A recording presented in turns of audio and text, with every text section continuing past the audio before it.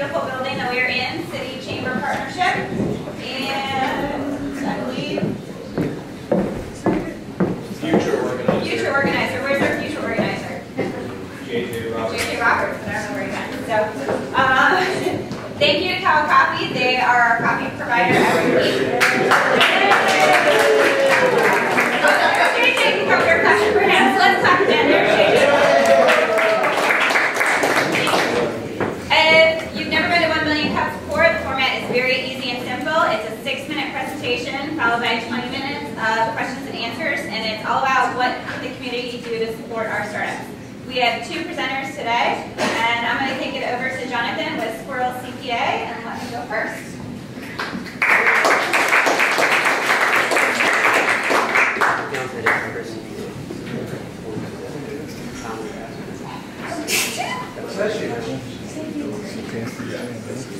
Once you got registration. Good morning. I'm Jonathan Elliott. I'm the founder of CPA Squirrel, and we do information gathering for compliance accounting. And what information gathering is it's basically the collection of all the documents necessary in order to file taxes. So CPA Squirrel is a little bit different to most of your startups, in that when I started this, I never had an idea. I never knew who I was going to sell to. And so anyway, I kind of remember as a child that I always wanted to grow up to become an accountant. Anyway, as an adult and a software developer, I find that I get on best with accountants. So I chose them as my market, and then proceeded to call on them to try and figure out what exactly I could do to help them. And so that basically resulted in a lot of interviews and figuring out what I could do and what their problems were. And it resulted in 2 problems. So the problems that they typically experience, or the main one that everyone experienced, was a lot of anxiety in sending out their bills to their clients. And most of that's just related to rate justification. That's not something software can solve. The other problem was the data gathering problem. The clients don't really understand how difficult it is to gather data, because they're dealing with one accountant, but the accountant's dealing with 200 of them, and they're collecting the W-2s, the 1099s, and all the rest of that information. So during tax time, it's very stressful for an accountant because they have everything coming due at the same time. Most of them work on a value billing basis, so no matter how long things take, they still get paid exactly the same amount. And consumers tend to not respect their time with interruptions and just generally not getting everything done for it. So our market, the one thing we're guaranteed of in life is death and taxes. Our market actually serves the second one, so they do all the tax preparation. And there are 1.3 million of them in the United States. They consist of CPAs and enrolled agents, or EAs. This is what a typical work timeline looks like for an accountant during any given year. So most of their work is concentrated in the first quarter, with more than half of it, and it kind of peters off. And at some point in November, things calm down for real. So I'm going to take you through a typical workflow for preparation of individual taxes. And usually what happens is in the beginning of the year, your accountant will send you a tax organizer, which basically prepares you for what you need to collect in the year. You as a client will start submitting that information back to the accountant and assume that you've done everything. The accountant then starts to prepare taxes and realizes that things are missing. So then he has to follow up, and it takes him between half an hour and 45 minutes in terms of phone calls, as well as emails for every single contact. Only half of the clients typically get things done on that iteration. So some of them require up to 6 touches, which is an extra 3 hours for just one client. So what CPA Squirrel does is we automate the data gathering process by sending out reminders to all the clients as to what to collect. We provide a portal where they can, where the clients can submit all of their documents, and we provide constant status updates as to whether the document is accepted or denied. So this is how CPA Squirrel works in very broad scheme. Basically, the CPA just has to upload their clients. The clients will start receiving automated reminders. The documents get collected, and the CPA is able to file the taxes and basically get the work done without any extensions. So this is the revised workflow for what we just saw. And so basically, CPA once again just uploads the clients. CPA Squirrel does everything in green, and the taxes get prepared, and the accountant's able to spend more time gathering or having a personal relationship with their clients as opposed to just nagging them for things. So the benefits for CPAs, CPAs are able to file more clients' taxes without extensions and get paid sooner. They facilitate high-value conversations as opposed to nagging. Implement improvement processes immediately for all their staff. They get to increase customer retention, increase billable time and percentages, get to service more clients, increase productivity, and decrease tax time stress. So we're launching in spring of 2015, and we think of ourselves as a different kind of software company where we're listening to our clients, and we're basically building a software product that accountants love. And anyway, we've been in alpha, and as of today, we're now accepting beta users. So, okay, any questions?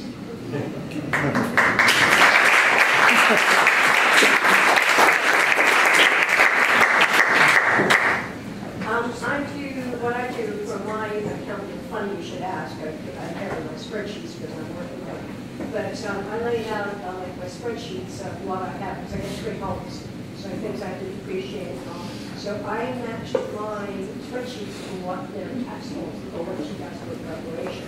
And I've learned that way, the two of us have a very productive first call, and I turn everything over. And maybe there's a question or two from rarely. And then there's the last call where she just confirms what she's done, and that's it. So do you do anything like that? In other words, mine is already set up, so I don't automatically have the spreadsheets. Do you do something like that to help people organize their affairs? So basically, what the accountant does is they're able to customize every single list for each client. Okay. So for example, you would probably have 3 different cost increases, right. So you make sure to get everything. And then you would be sent reminders that told you what they're actually looking for and whether they have it. I'm a CPA, and I'm gearing up right now to get pounding on my tax season. And I'm right in this process right now, setting down organizers and whatnot. But the problem that I see here is, how is the squirrel going to know whether or not number one, all the documents are there, and number two, whether they're the correct documents? Yeah.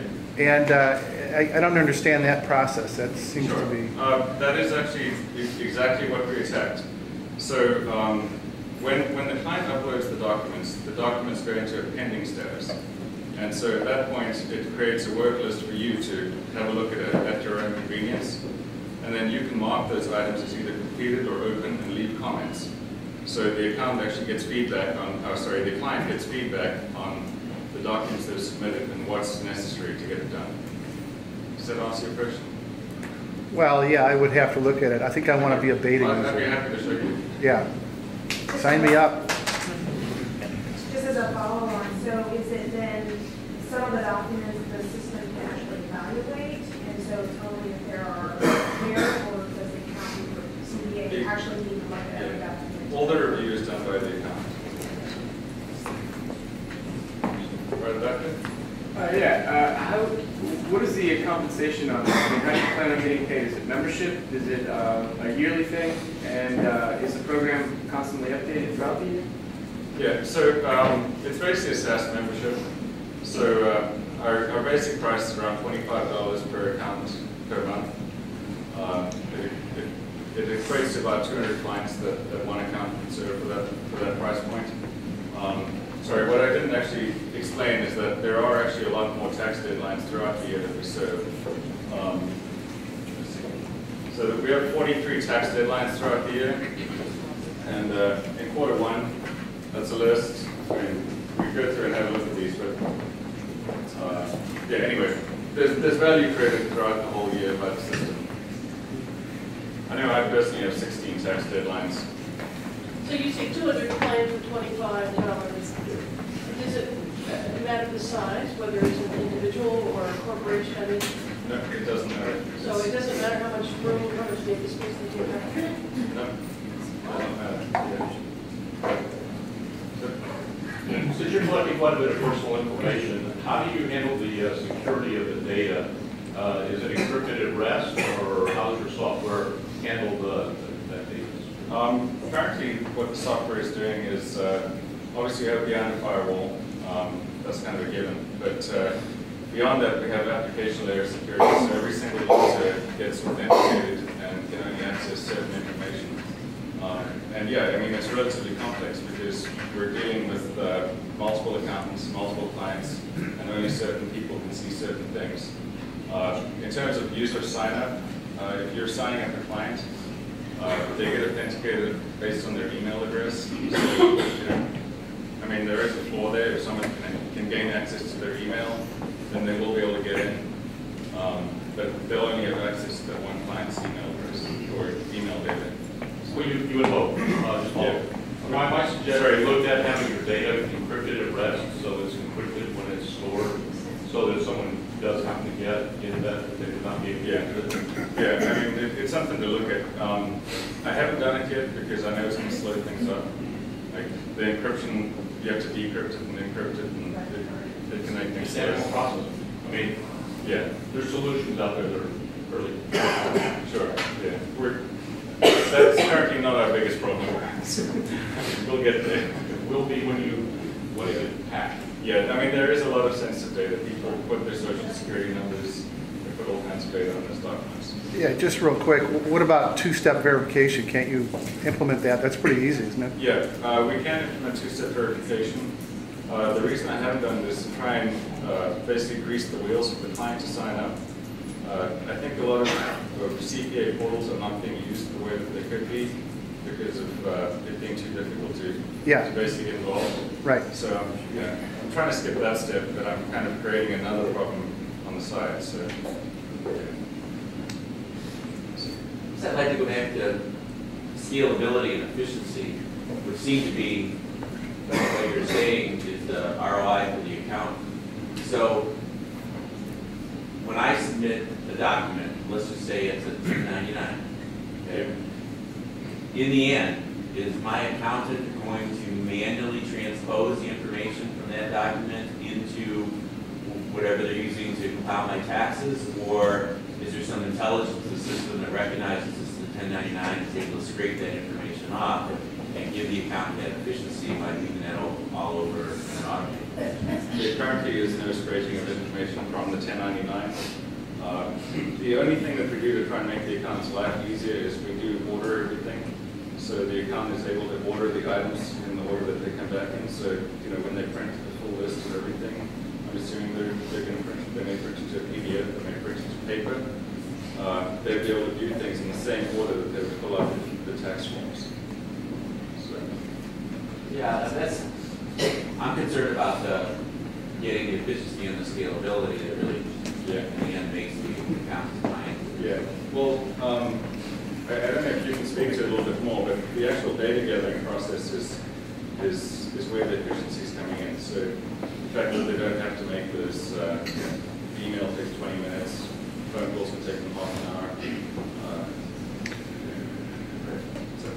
You come up with a QP, and when I'm in a team, like an efficient system, is there a way that non-accountants who are looking for an accountant will be able to go to your website or your app and say, hey, I'm looking for an accountant who uses UK Squirrel. You know, you have a list of those accountants. Make a link that you're looking for an accountant. They want to use that software convenient to the client. So yeah, currently there isn't a way for them to look up CPAs that are using CPA Squirrel. That is a good growth opportunity. Yeah. I tried in the last 5 years with time expense apps and banking apps to do digital capture, the camera, capture your bill or your check. Do you see your app kind of going in that direction where you allow a customer of a CPA to take a picture of a receipt and take a picture of a tax form or something that comes in the mail, and then I can just throw it out and worry about it? Yeah, I would like it to go that way. The accountants sometimes don't like that because the quality of the pictures vary so much. But yeah, I mean that's ideal because you always have your phone on you. You can always upload things. Going back to what he said, most businesses, a lot of businesses would now take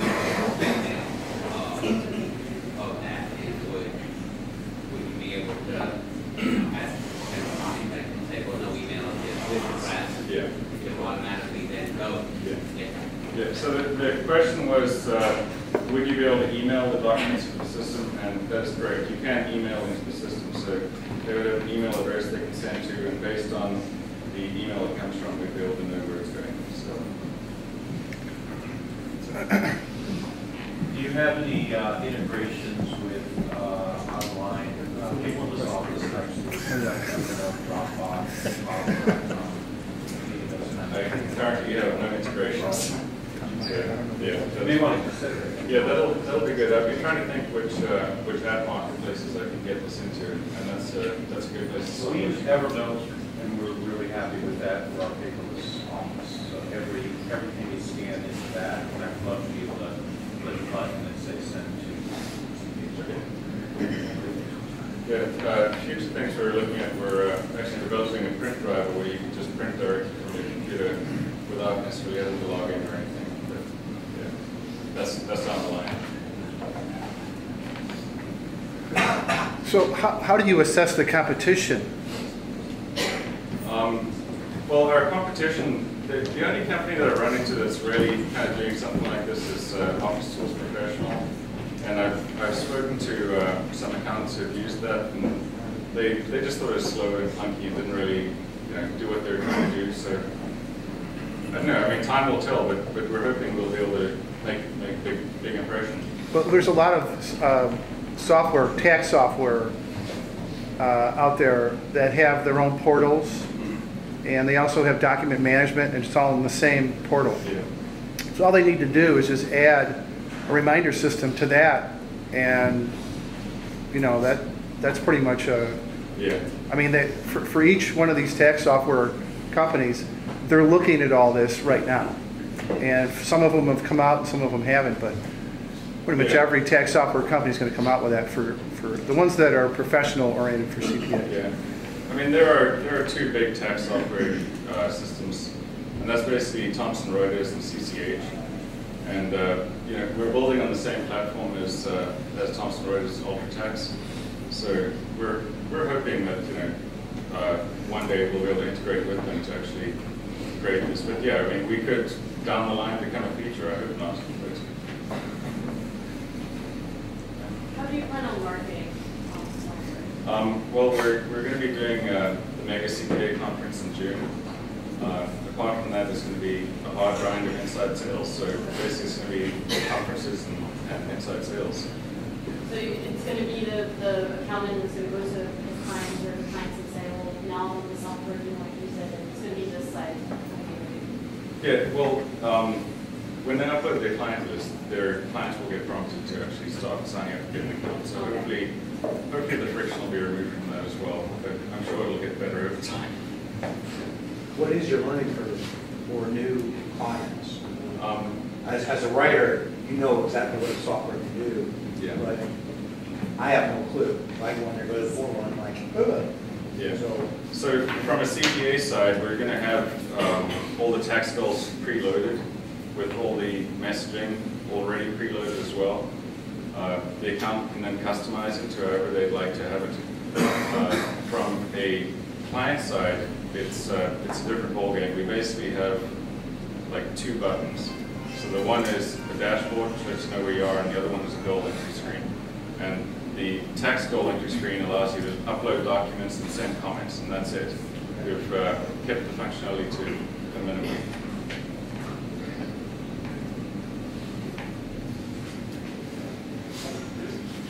Sorry, being a little late. Yeah. Thanks. Well, going back to marketing, your company, you said conferences, so I'm thinking that channel that you're approaching is kind of the CPA associations, is probably where you're going to go. How much are you going to spend on that? Looking up for like your first year. You're launching in like April, so how many conferences will you go to and how much will it cost? At the moment, I'm only scheduled to go to one conference. The very small desk is going to be about $1,000. I'll have to create collateral and spend some money on a hotel, so probably $3,000. Okay. Yeah, I mean, basically, if we don't see a return from that, then we'll either have to modify it and do it again, or we'll have to try a different channel. All right. Yeah, because there's probably a lot of local conferences. Yeah, there are a lot of them. And, you know, maybe that's not the answer to go there, to go to this particular conference, because it's the biggest one, and, you know, one of the more expensive ones. Maybe go to a few smaller ones as trial runs. But, okay. I have a more general question, and I don't know if it's a market that you're going to go after or not. But you know, like some of them are run and owned by CPAs, but not necessarily. You don't have to be a CPA. Like the Liberty tax office platform, and maybe even the H&R tax office platform, where they're basically franchise businesses, and many of them are owned by CPAs, but not all of them. It's you don't have to be. Are you going to go after that market? Currently, no. At the moment, I'm going to be going after the smaller CPA firms, and mostly it's just going to be from a learning curve perspective. I suspect that if we go after large CPA firms, we're going to run into little problems with regards to security and who can do what. You know, too many users, and some of them are office admins and group things. So, you know, for now, we need to keep it simple and just go for small offices. Another thing that might help with the growth is maybe doing like a referral system and providing like free service for referrals. Kind of eases it up a bit and gets people at conferences talking about it and stuff as well. Great, thank you. Sometimes it's easier to sell like an SaaS thing, sell the user, and make the user be the one that sells them to his organization. What I'm thinking of for CPAs is that my CPA works for a firm that he prepares friends and families taxes, right? Because they, you know, your friends and accountant, you get, you know, you pass it to your accountant, Yeah. right? So that account isn't going to want to be mixed with the firm account, and my accountant friend isn't going to necessarily want to pay $300 to manage friends and family taxes, but that a lot of times is where a lot of the communication is. You know, the older brothers, the friend, you know, all that. So if you could find a way to max that up for free, be able to offer the individual the ability to do that, to experience and use the system, and build it back for the organization, and say, hey, we should use this for our corporate clients, and then sell the organization. That's how, you know, Box and Dropbox and all these other, Evernote, all these other SaaS tools start by getting the individual and then having the business grow. So if you're thinking of the tax season, you have for 4 months for the tax season. So not necessarily pre-deadlines, but how can an individual account help gather the information to prepare friends and family standard filing, which is, you know, like the free entry thing that say you would also get on the list for $300 a year for the whole organization. So I guess the suggestion was to provide a plan for accountants to do side work for their other clients at a free or low cost price point, and use that as a way of connecting to the organization. And it's a great suggestion. Thank you. Do you support facts coming in as well? You said scan documents. Do you support facts? Well, I know at the moment I do all my faxing through email, so you know, fax goes directly to email, so I don't expect that to be a problem either. We'll just have to I'm just link phone thinking numbers. older people may not be at that level, that's all. Okay. It seems to me that you have a delivery process system more than a tax system. Saying that it works both ways, but for example, somebody's writing a newsletter, it seems to me they go through the same process and it's a big thing. So you might think that there are other places you can do the same thing. If you want to discuss it onwards. Do you think you could like code in a character recognition feature into it so that it could figure out what W-2s and what 1099s were coming in and whether they were the correct ones for the correct year? I mean, if you could do that, then you could have that automatically input into the program as well. And there's other, as I said, my tax software does that right now. Okay. You can throw it into the portal, and then it will, for an extra fee to my software firm, I can have that data automatically uploaded into the program. And then, of course, I would have to review that input, but that could be something, a feature for you to look at down the road. That's a great suggestion as well. Just need to find more bandwidth. So how's community can we help? Right now we're just looking to get 10 more beta users, and we're looking for introductions to anyone who currently sells to CPAs. So that's software companies, copyists, firms, anyone who's currently selling to CPAs. Obviously introductions to CPAs, and any introductions to the AI CPA, which is the American Institute of CPAs, or the Florida Institute of CPAs, the CPA.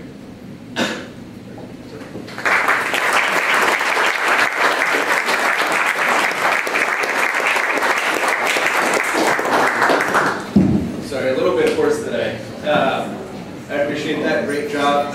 Our events are a little sparse because, as you guys know, last week was Startup Week, so this community packed all of its possible events into 1 week. Now we're hitting a slower period of time. But next week is the Business Expo for St. Petersburg, the Bright Spots Business Expo, which is a really cool time. Come out, check out all the businesses that present there. There are lots of fun prizes and other things. The Central Florida Product Hunt meetup is next week. Our Marianne is the host of that. She has information on that, which will also be in your emails this week. The Gasparilla Interactive Festival. This is a big deal for our community. That's coming up at the beginning of March. I see Ginger there in the back has a ton of information. We're going to have an information session on that coming up, but be sure to put that on your calendar. That is going to be a really cool thing. And then our own Entrepreneurial Academy is kicking off also at the beginning of March. In the greenhouse, you can get information at stpete.com/EA on that.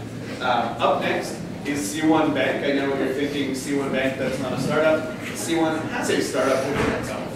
We're going to hear about that.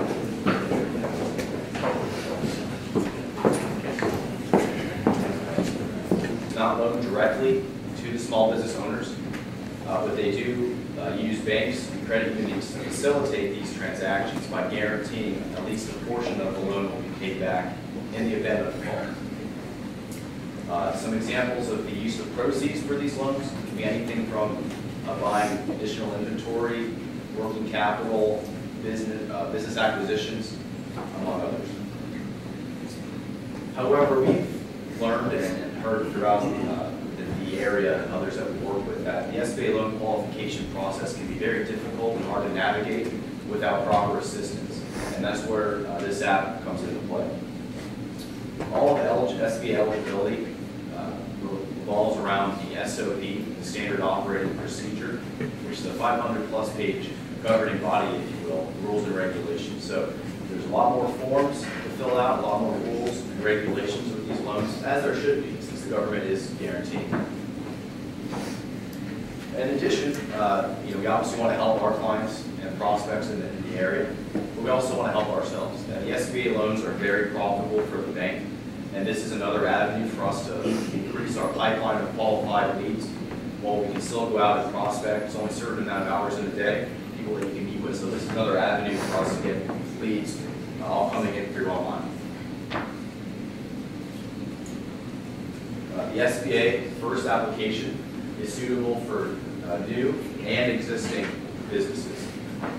By answering simple yes or no questions, you will know within 5 minutes whether or not your business is ready for SBA financing without the need to provide any financial documentation or sensitive items. So how does this help a small business owner? Small business owners are very busy. We're busy as lenders as well.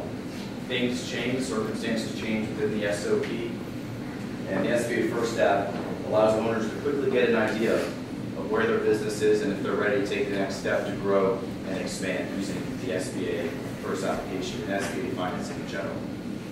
So at this point, I'm going to go through the application. Feel free to hop on your smartphone. It's on the App Store and the Android. We can go through a simulation of what use of proceeds and show you guys exactly how it works. First, you would download the application and simply sign in using your name and a 4-digit PIN. First slide will ask you 3 fundamental questions for SBA eligibility. Are you a United States citizen or permanent resident alien? Does your business operate in the United States? And will your loan proceeds be used for business purposes? The next question is really what's this money going to be used for? And you can see here, I just put $100,000 in for example, but you can go up to $5 million in the 7A and $10 million in a 504 loan. And this is the use of proceeds. I mentioned some earlier, but purchase real estate, refinance existing debt, business startup even, etc. Do you have a business plan? How long have you been in business? And if you notice on the top right, we have an assistance tab. Now, as you're going through these, you might wonder, well, why are they asking me this? Or why do I need this? So when you go over here, this will explain to you exactly why a business plan is needed. It will also link to the SBA website, SCORE's website, which is a nonprofit that helps small business owners. I really should actually have it at the greenhouse of this as well. You can have that in there. And it really just outlines and helps you figure out what's going on here. Will you operate your business out of the real estate? Now, these questions are coming from the question before where I selected, real estate purchase. If I said business startup or business acquisition, it would ask me slightly different questions. And then will this be real estate new construction? Again, it explains why they're asking that for SBA. If you're buying real estate, you have to occupy 51% of the real estate. And new construction would be 60%. Asking you about your personal tax returns related to how long you've been in business, and would you like to fill out an application at this time? But yes, it's based on what I've inputted. It shows you the maturity and amortization along with your monthly payment. You can consent for us to communicate with you. You don't have to, but by doing that, a lender at C1 will reach out and begin the process. And this would be, lastly, you're 90% eligible. Of course, this does not include personal credit or financial revenue success, but just based on those, you're eligible, assuming your numbers look okay for SBA financing. At this point, I'd like to open up for suggestions and some feedback. Thank you very much.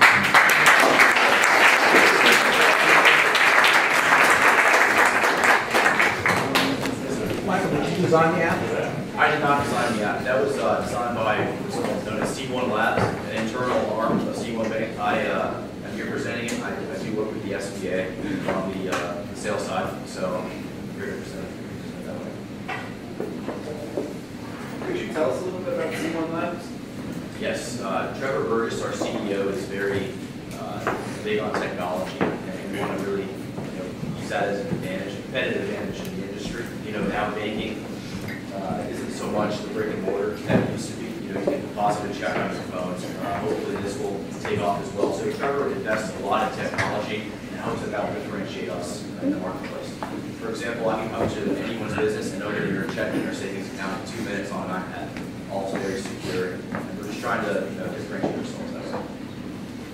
Yes, sir. What was that tool been in operation?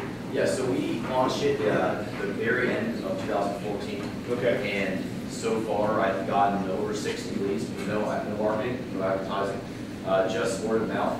Some of those, out of those 60, I have 6 or 7 apps out, and so we're turning, and we're just using word of mouth now to get it going. Do you know how many people went to the app, went to the forum?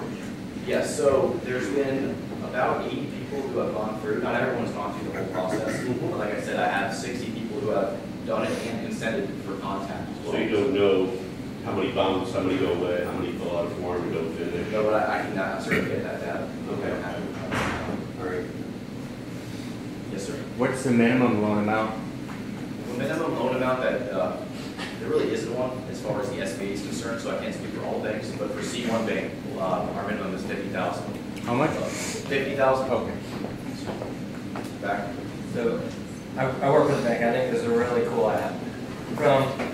I'm thinking of utilization. Is the expectation to have somebody go and use the app frequently, so I download it? Or is that something that can be put onto the website because that would be a little bit more of a one-and-done type of... Sure, we have both. So it's obviously on the App Store, but you can also go to our C1 website, and there should be a tab or a way to get through to the website as well. I can think of a reason why someone might use it more than once. If for some reason they get a 50 or a 30% eligibility, you know, we can coach them and just explain to them why, and maybe in a year or whatever we determine to help them, they can come back and do it again, you know, after that's done and see where they are.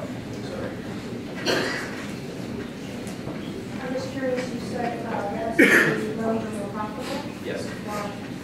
Because they're guaranteed by the government, so every loan, let's say above 150,000 is guaranteed 75% by the government. So we can sell that guaranteed portion in the secondary market and get bottom line income right away without having to really service that, and it's very profitable. And we've got an R at it now.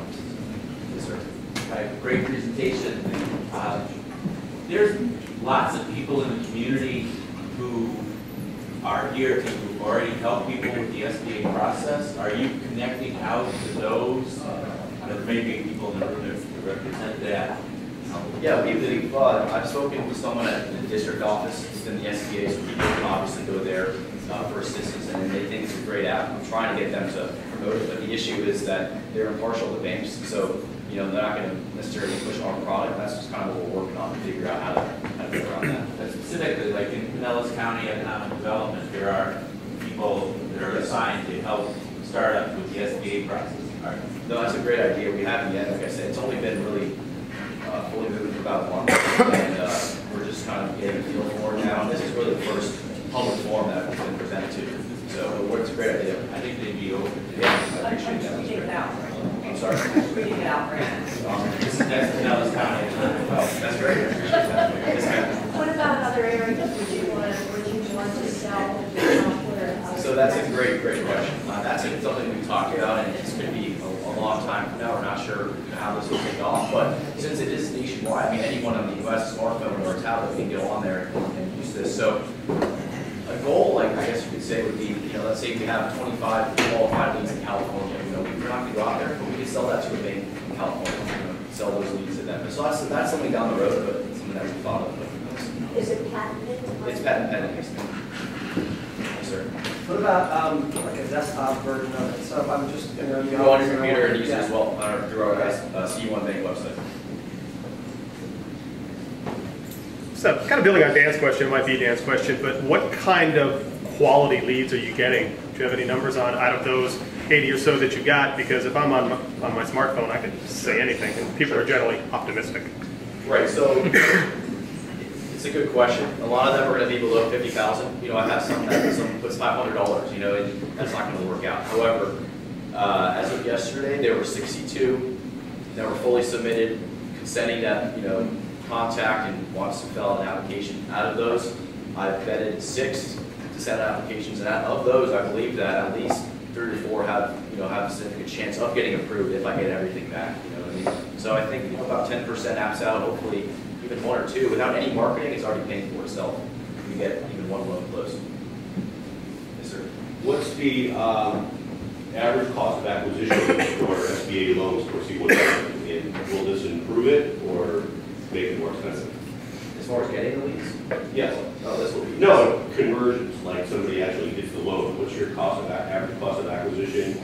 And will this make add efficiencies for C1 or add costs on that? I'm not sure of the average cost right now, but I can tell you that this will certainly help because, like I mentioned, we're out and driving around and we're expensive trips, doing things to get business, meeting, you know, people. With this, you know, I can sit on my desk and leads can come in, falling out, you know, they're coming in, so it's pretty, you know, pretty cheap. Right. Yeah, it's good. Okay. Yes, sir.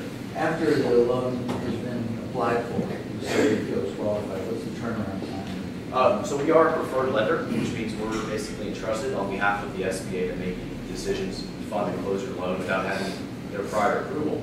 So I usually tell my borrowers 4 to 6 weeks from a complete application, but that's on the long end. You know, if there's real estate involved, appraisals, if it's just straightforward, you know, with transactions, no third parties involved, 2 to 3 weeks, 4 weeks. It really depends, but no more than 4 weeks without appraisals. Yes, sir. Why limit it to SBA? Because you guys do small business loans to begin with. Some small businesses have looked at SBA program and might have applied in the past. Think it's too much work, or they're not going to get it, or the government's not going to give money, whatever the reason it might be. That tool, you're still getting a lead about small business owners who are looking for money. Sure. You get questions about them. Do you think it'd be a broader Absolutely. net if you said it's a small business loan? eligibility? Right. Well, that's a great question. And when someone applies or goes through this, and let's say it's 30%, and when I reach out to them and explain what's going on, I try to cross-sell another loan opportunity or whatever it might be. But with the SBA specifically, it's like I mentioned, it's extremely profitable, and that's really what we're going after right now. Yeah, but the person applying might already have a notion about SBA, good or bad, or they're just a small business owner looking for money maybe at that point, wanting to know, can I get it? Am I eligible? Do I have my stuff? It just seems like you might be losing a percentage of traffic through that because you're branding it an SBA loan for the full versus a small business loan. Keep that in mind. Yes, sir. Just building on what you're saying, that not just small business, but account that we have to build. So home loan, student loan, almost any kind of loan, it seems like even if you just adjusted it. Yeah, and you're absolutely right. This is the first format that we've used, but it's certainly possible to incorporate other products in there as well. I like that, and I'll bring it back to the team. Yes, sir. I've got a question about your underwriting standards. I know in my experience, a lot of my clients, a lot of startups have had problems getting SBA loans because they don't have any history in their business. Exactly. So have your standards changed, or have they changed over the years, you think? Specifically for startups, you're asking? For startups or business acquisition? So startups are very difficult, as you know, and imagine that as of last year, I think over 80% failed. So as a bank, it's a very risky transaction. But we will do them considering we have the SBA guarantee. So our underwriting criteria for a startup would be first and foremost experience in the industry, preferably direct experience in the industry. We would require a 30% equity injection. So if you needed $100,000 to start your business, we lend you $70,000. And we also need to be fully secured by hopefully real estate, but definitely hard assets. And if we're fully secured, 30% down experience, it's a pretty good chance that we would look at something like that. Yeah. With financial projections, a business plan. I got another follow-up. Sure. Now, what about the time and expense of getting these loans in place is pretty significant, for a small business or a startup. Are you capable of taking the loan fees, for example, and rolling them into the principal? Great question. So yes, every loan, whether it's for a startup or anything in the SBA, all of the closing costs are added to the back end of the loan. Nothing is due at closing. So it's all added back in, which helps for liquidity and cash flow, especially when you're just getting started. Right. Do you have any competitors doing this now? First, it was not. So no. If you go apply for a mortgage or you're interested in doing that, you can go on hundreds of websites, LendingTree, and get quotes and pre-qualified. There's nothing at all right now for the SBA, which is booming as the economy gets back and people are getting back into business. No other community banks or Chase or B of A or any of the other big banks?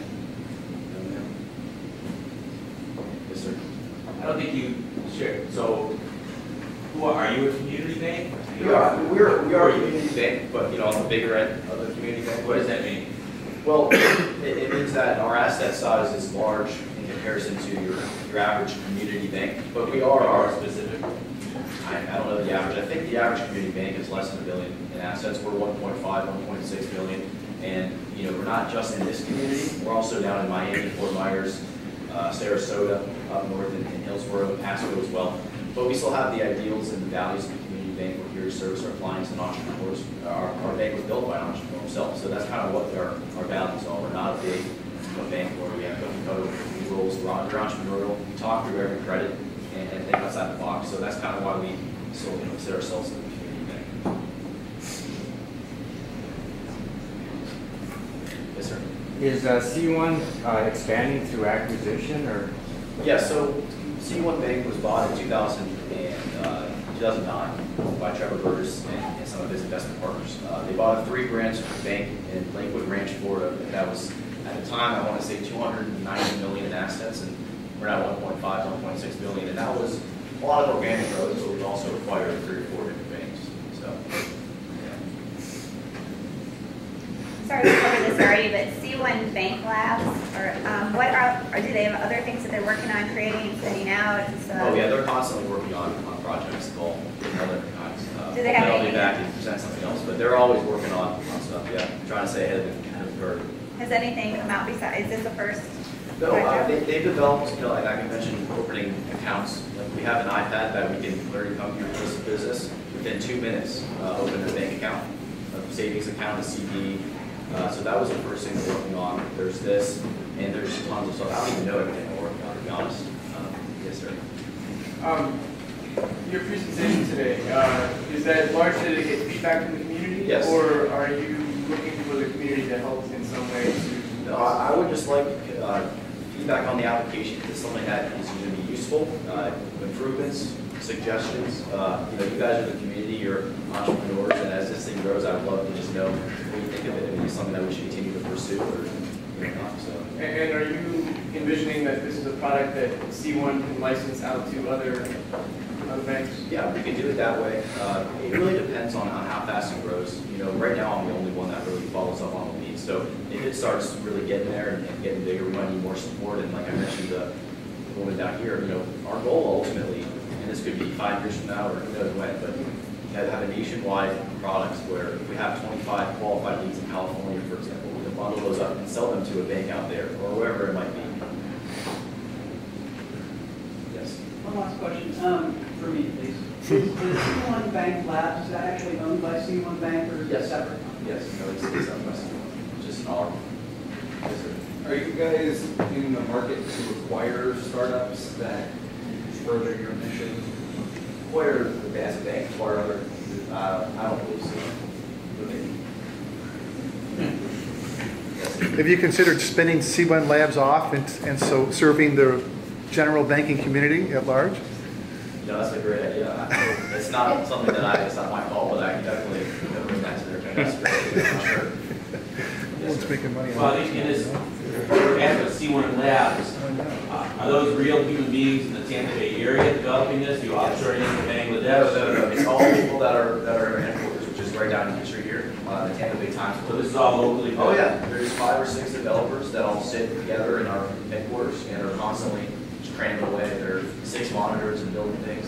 I think that's really important for this community to know. Yeah, no, everything is developed in-house, nothing's outsourced, and we do it all ourselves. Yes, sir. Do you service your homes? Do you sell them or? Yeah, we do an annual review, so we do hold the non-guaranteed portion. So yeah, we do have to service it once a year at the very least, but it's not too bad. Are any of the major banks stockholders in C1? Oh, yeah. You're the only one here. You had mentioned you have extensions in other locations, Miami, Sarasota, etc. Could those other areas fill it out with the information we have in those banks in that area? Yes, so right now everything's coming to me, and we're just really going to fill for the application. How it's going to grow.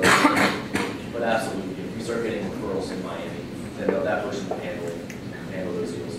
I'd like to get some Sarasota people in touch.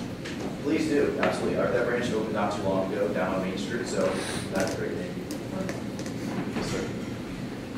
Okay, so I do commercial real estate, and I talk with a lot of businesses, and it's just a really nice little app. You just sit down and have a conversation, and they can run through the process pretty quick. But when I signed in for this, I signed in for me. So if I want to go back and keep on changing and doing different approaches for different business needs, will it work, or do you have to sign in? Yeah, no, you can just create a new account every time. Or if you're doing it for somebody else and you know the answers from them, you can do it on their behalf. You can do it as many times as you want and change the names, and you get no problem at all. Okay, and your app doesn't work horizontally? It doesn't. No, that's a really good point. I'll show you that back. I didn't know that. I actually didn't know. Thank you. Yes, sir. This could possibly also be introductory to other services that the bank provides. Do you have any places in the app where plug in plugs for online banking? Great. No, and someone mentioned that as well. That's a great idea. As of right now, it's just the SBA and your eligibility percentage. Now, I did mention that, after I call every lead that comes through, they can say, of course, and if they're low, not 50 or below, whatever it might be, I can figure out why. And if they're not eligible, I'll try to push another product, whether it's a consumer consumer loan. But I was thinking about non-loan products, Oh, like okay. just Oh. account, right? Right, no, not right now, but that's something that we've been talking about potentially doing. We want to keep it very easy to use and quick. That's kind of a big thing. People are all about speed these days and we get things done. So, but I appreciate that's a great idea. How can the community help C1 Labs grow? Hop on, let me know what you think about it, if there's any ideas. If you have anyone who's going to start a business, let them know, hey, you can easily figure out whether or not you can use an SBA loan. You don't have to use C1 Bank, of course, I'd love if you did, but really just good for the community to understand where their business is and what they need to do to get to the next step. So any feedback on the application itself would be greatly appreciated.